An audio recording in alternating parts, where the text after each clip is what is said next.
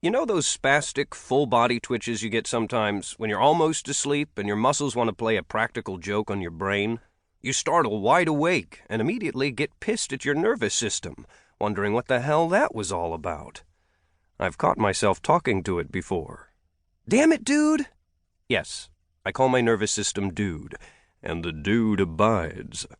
I was almost asleep, and now you've slain all the sheep I was going to count. What I felt as I walked on the Kaibab Plateau was kind of like that, except it was Gaia doing the spastic full-body twitch. It was more of an uncomfortable shudder that I felt through my tattoos, like when you step barefoot into the garage in winter and your nipples pucker up. But as with those nervous muscle spasms, I got irritated about it and wondered what the hell was going on. And while I wasn't about to go to sleep, I was about to enjoy the culmination of 12 years of training an apprentice. And save for the first few months of it, and a harrowing episode halfway through, I'd conducted it all in peace.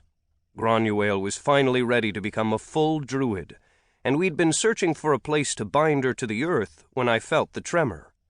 I shot a question to the elemental Kaibab in the cocktail of feelings and images they use instead of language. Confusion. Query. What was that? "Confusion, uncertainty, fear," came the reply. That chilled me. I'd never heard confusion from an elemental before. The fear, on the other hand, was perfectly normal. Despite their awesome power, elementals are afraid of almost everything, from placer mines to land developers to bark beetles. They can be real scaredy cats sometimes. But they're never uncertain about what's going on with Gaia.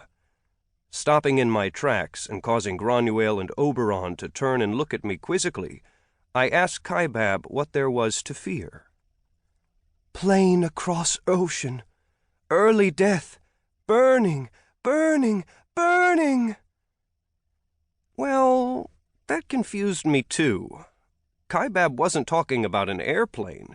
He, or she, if Granuaile had been the one talking to the elemental, meant an entire plane of existence, a plane that was tied to Earth somewhere on the other side of the globe. Query. Which plane? "Name unknown. God from plane seeks you. Urgent. Query. Tell him location." Query. Which god? The answer to that would tell me what plane was burning. There was a pause, during which time I stalled with Granuaile and Oberon. "Something's up with Kaibab. Hold on." They knew better than to interrupt, and they took this news as an invitation to be on their guard, which was wise. Anything worrisome to the avatar of the environment you currently occupy should rouse you to a caffeinated state of paranoia. "God's name, Pirun," Kaibab finally said. Almost unconsciously, I sent shock in reply, because it was truly my reaction. The Slavic plane of existence was burning, perhaps even dead? How? Why? I hoped Pirun would have the answers.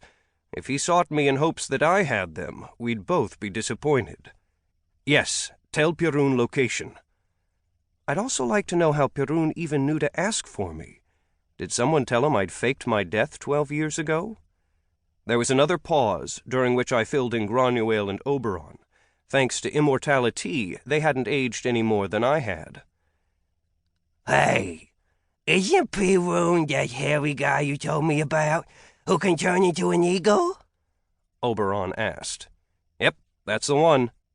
"I've always wondered why he doesn't shill for shaving cream or razors with 25 ultra-twin vibrating blades. He should move a buttload of product."